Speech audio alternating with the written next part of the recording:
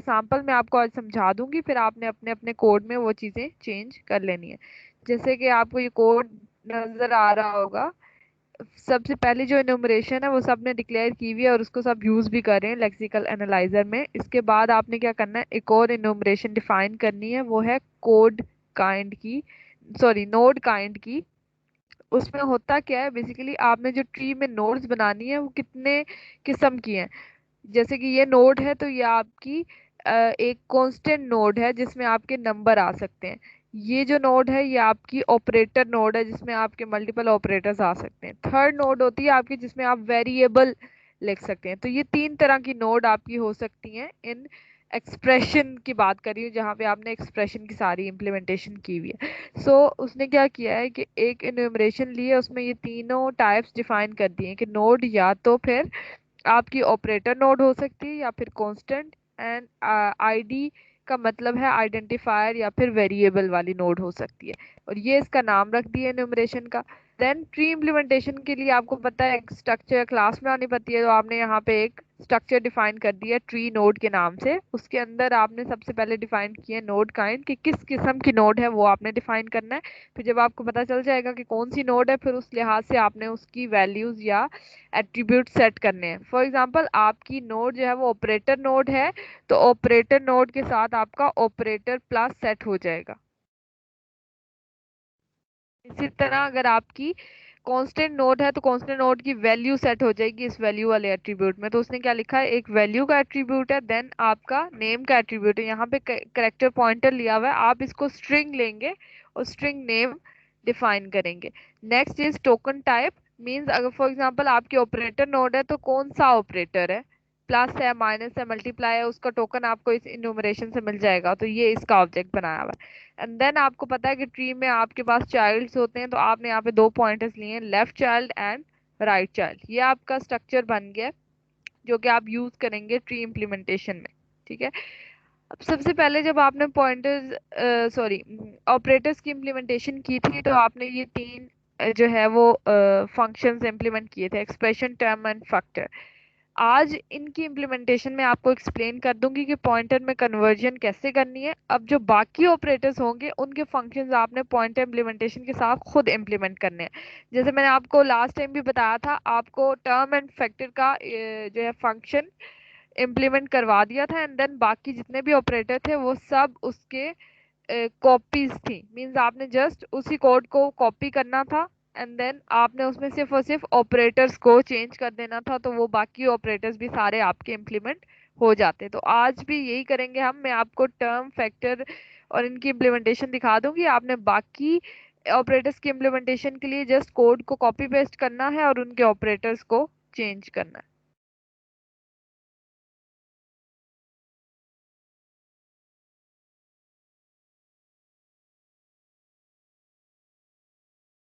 सबसे पहले हम फैक्टर की इम्प्लीमेंटेशन कर लेते हैं। तो फैक्टर की इम्प्लीमेंटेशन आपको पता है, फैक्टर का फंक्शन की जो रिटर्न टाइप थी पहले इंट या बूल रखी हुई थी आपने, तो अब जो है वो रिटर्न टाइप ट्री नोड हो जाएगी, क्योंकि आपका हर एक फंक्शन से एक ट्री बन के पिछले फंक्शन को रिटर्न होता जाएगा।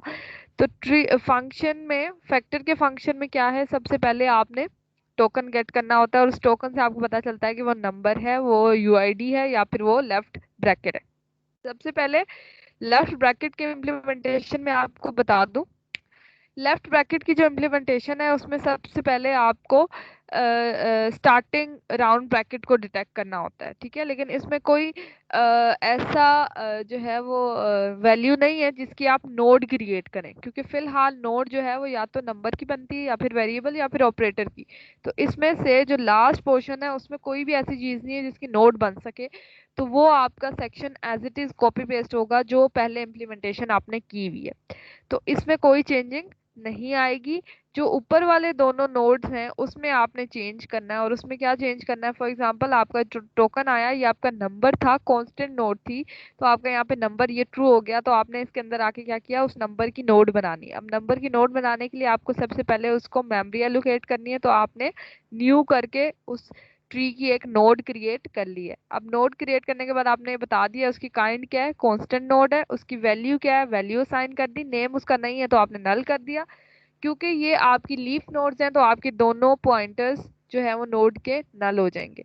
मींस अगर तो ये कोड चलता है तो आपका जो भी रिजल्ट आएगा वो सिर्फ ये वाली नोड बनेगी। ये जो वन नोड बनी हुई है यहाँ पे, ये नोड आपकी एक क्रिएट होगी है फैक्टर के फंक्शन से, ठीक है।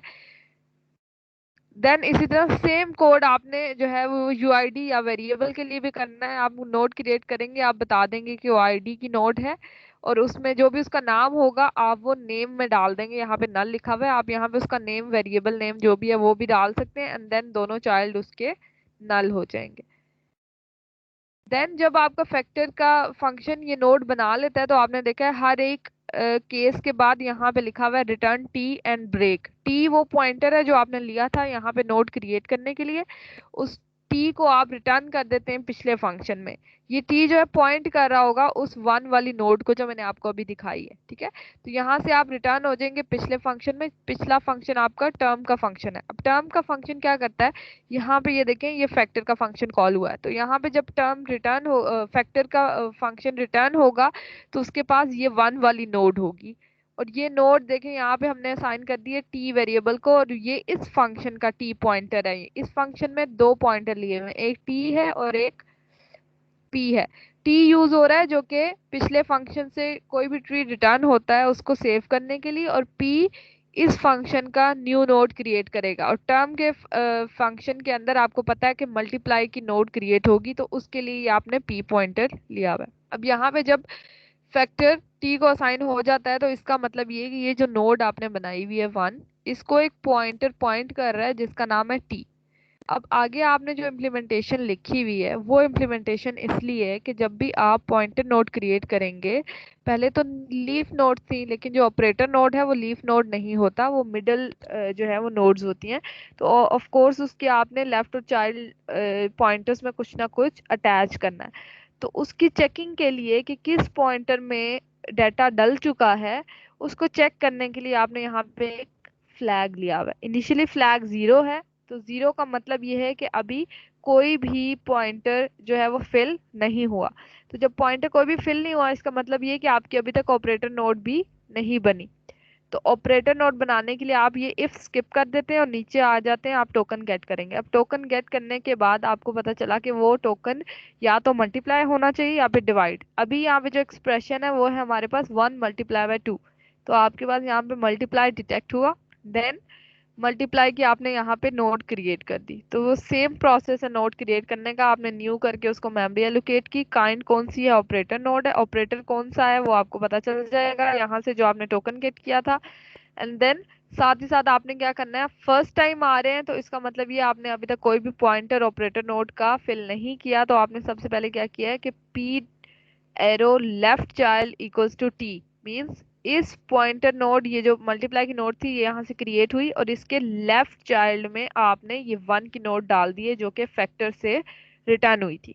तो अभी तक इतना ट्री इम्प्लीमेंट हो चुका है, मल्टीप्लाई एंड वन वाला ट्री इम्प्लीमेंट हो चुका है। आपने साथ ही साथ फ्लैग को वन कर दिया। फ्लैग को वन करने का मतलब ये कि आपने एक पॉइंटर में डाटा डाल दिया, मींस लेफ्ट साइड पे आपने डाटा डाल दिया।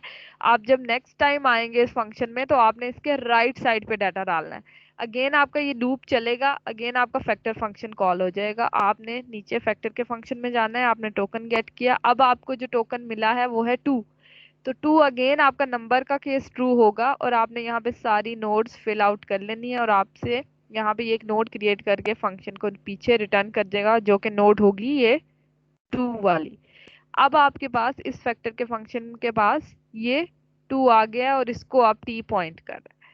अब जब आप आगे आएंगे तो इफ फ्लैग, फ्लैग आपका 1 हो चुका है, तो इसका मतलब ये है कि लेफ्ट साइड पे डाटा डल गया है, आपने राइट साइड पे डाटा डालना है। तो अगेन नोड आपकी बनी हुई है, तो आपने क्या किया, p arrow right child equals to t. अब 2 को भी अटैच कर दिया आपने इस पॉइंटर नोड के साथ, फ्लैग को 0 कर दिया कि नेक्स्ट टाइम के लिए वो 0 हो जाए। ये जो प्रोसेस यहाँ पे किया हुआ है टी इक्वल्स टू पी, अगर आप पी रिटर्न करवाना चाहते हैं इस फंक्शन से, जैसे कि यहाँ पे देखें एंड पे लिखा हुआ है रिटर्न टी, अगर पी रिटर्न करवाना है तो डायरेक्टली आप पी रिटर्न करवा दें, क्योंकि हर फंक्शन से यहाँ इस इम्प्लीमेंटेशन में टी पॉइंटर रिटर्न हो रहा है। दैट्स वाई इसने क्या किया, उस पूरे पी पॉइंटर को टी असाइन कर दिया। मींस पी कहाँ पॉइंट कर रहा है, इस पॉइंटर वाले इम्प्लीमेंट ऑपरेटर को। तो आपने क्या किया, जो टी पॉइंटर था उसको ये जगह असाइन कर दी है कि ये पूरा ट्री जो है वो अब रिटर्न होगा पिछले फंक्शन में, ताकि जो बाकी ऑपरेटर्स हैं वो भी इसके साथ इम्प्लीमेंट हो सके। सो आपने देखा है कि यहाँ पे जो है मल्टीप्लाई का ऑपरेटर पहले इम्प्लीमेंट हो रहा है, क्योंकि आपने ये लास्ट प्रोडक्शन में लिखा हुआ था। और जैसे जैसे आप ऊपर वाली प्रोडक्शन में जाएंगे वो इससे ऊपर इम्प्लीमेंट होंगे, और ये आपकी प्रेसिडेंस वाइज आपका ट्री कंस्ट्रक्ट होगा। इसके बाद आपका प्लस या माइनस का फंक्शन है, तो इससे ऊपर प्लस या माइनस के ऑपरेटर्स इम्प्लीमेंट हो जाएंगे, और एट द एंड आपका ट्री कंस्ट्रक्ट होगा। सेम मैं आपको ऊपर वाला फंक्शन भी दिखा दूं तो वो सेम यही इम्प्लीमेंटेशन है, जस्ट आपने क्या किया है, यहाँ पे मल्टीप्लाई और डिवाइड की जगह प्लस या माइनस लिख दिया। तो इसी तरह जितने भी बाकी ऑपरेटर्स हैं वो आपने सेम कॉपी पेस्ट करने हैं, यहाँ पे ऑपरेटर चेंज करना है और फंक्शन कॉल चेंज करनी है जो भी उस प्रोडक्शन के अंदर होगी। जैसे यहाँ पे टर्म के अंदर फैक्टर कॉल हुआ हुआ है, तो ऊपर जो है वो एक्सप्रेशन के अंदर टर्म कॉल हुई है। इसी तरह आपने प्रेसिडेंस वाइज फंक्शन का नाम चेंज करना है और ऑपरेटर्स चेंज करने हैं। यहाँ तक किसी को ऑपरेटर इम्प्लीमेंटेशन